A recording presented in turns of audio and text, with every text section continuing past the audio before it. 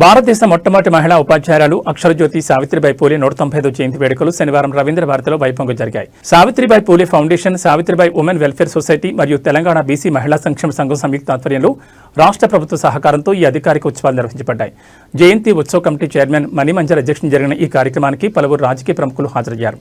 ఈ వేడుకలో రాష్ట్ర క్రీడా, యువజన మరియు పశుసంవర్ధక శాఖ మంత్రి వాకిటి శ్రీహరి, హర్యానా రాష్ట్ర మాజీ గవర్నర్ బండారు దత్తాత్రేయ, మాజీ మంత్రి Srinivas Goud, BC corporation chairman Srikanth Goud, Congress senior నాయకులు వి హనుమంతరావు మరియు BC JAC chairman Jajula Srinivas Goud పాల్గొని సావిత్రిబాయి పూలే చిత్రపటానికి పూలమాలలు వేసి ఘనంగా నివాళులర్పించారు.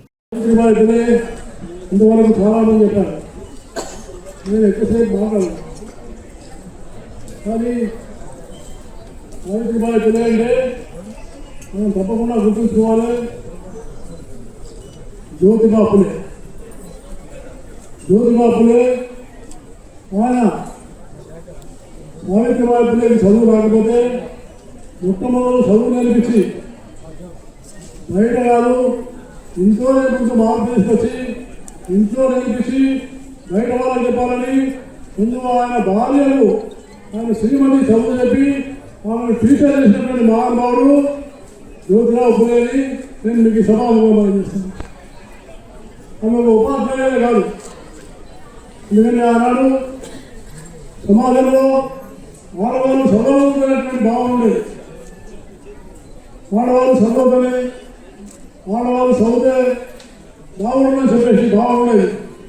కానీ మా అమ్మ పూలే ఇది సరైనది కాదు అని ఆమెను వదిలించి నక్షత్రాల్లో సగం మీరు సగం మేము అని మీరంటున్నా ఇవాళ సగం మేము సగం మేము కాదు, సగం మీరు సగం మేము కాదు. ఇవాళ మొత్తం సమాజంలో జరిగిన మార్పులు, వాటి వల్ల ఉత్పన్నమైన దుష్పరిణామాలన్నీ కూడా ఎదుర్కొంటున్నది మహిళలు మాత్రమే విషయం మేము మర్చిపోవద్దు. ఇవాళ సావిత్రిబాయి పూలే స్ఫూర్తి అనేది అంటున్నారు అన్ని రంగాల్లో వచ్చింది. ఇవాళ మోడీ గారు మొట్టమొదటిసారి తెలవాలి, అసలు మీకు అన్ని తెలుసు. కానీ ఇవాళ నా గ్రామంలో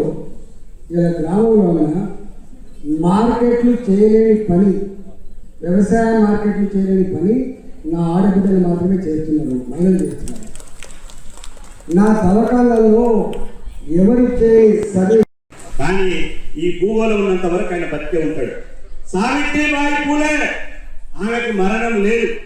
అందుకనే ఒక మహాకవి చెప్తాడు, ఒక మహాకవి ఏం చెప్తాడంటే, ఈ దేశంలో ఈ ప్రపంచంలో రోజుకు లక్షలాది మంది పుడుతూనే ఉంటారు, లక్షలాది మంది చనిపోతూనే ఉంటారు, లక్షలాది మంది పుడుతూనే ఉంటారు, లక్షలాది మంది చనిపోతూనే ఉంటారు. కానీ కొద్ది మంది మాత్రమే మరణించిన జీవితే ఉంటారు అని చెప్పాడు ఒక మహాకవి. అట్లాంటి జీవితాన్ని మనం ఎంచుకోవాలి, అట్లాంటి పోరాట వారసత్వాన్ని మనం తీసుకుపోవాలి. నేను అంటున్నా, సావిత్రిబాయి పూలే అంటే ఇంటికి ఒక సావిత్రిబాయి పూలే తయారు కావాలి, ఊరికి ఒక మహాత్మా జ్యోతిబా పూలే తయారు కావాలి. సామాజిక గొప్ప మనమందరం సరస్వతితో పాటు సెకండ్గా సావిత్రిబాయి పూలేని పూజిస్తున్నాం. ఎందుకంత గొప్ప ఆమె సావిత్రిబాయి పూలే టీచర్ రాకముందు స్త్రీలకు చదువు లేదు. ఆ రోజు మన భారతదేశంలో స్త్రీ విద్య లేదు. మహాత్మా పూలే గారు ఆ రోజు ఆలోచించి, గొప్ప సంఘ సంస్కర్త మహాత్మా పూలే, ఆయన ఆలోచించుడు ఆ రోజు స్త్రీలకు విద్య లేదు, సత్య సమాగమనం ఉంది. ఆ సమాజంలో అనేక మూఢనమ్మకాలు, మూఢ విశ్వాసాలతోటి ప్రజలు సతమతమవుతున్న అజ్ఞానము, అంధకారం, అయోమయంలో కొట్టు నిట్టాడుతున్న సమాజం లోపల వెలుగులు జిమ్మాలని ఆ మహానుభావుడు ఆలోచించి స్త్రీ విద్య ప్రోత్సహించాలంటే స్త్రీలే చదువు చెప్పాలని తన భార్యకు చదువు నేర్పి ఒక పాఠశాల నెలకొల్పి చదువు నేర్పించినటువంటి మహానుభావుడు పూలే. ఆ తర్వాత సావిత్రిబాయి పూలే. మరి చదువు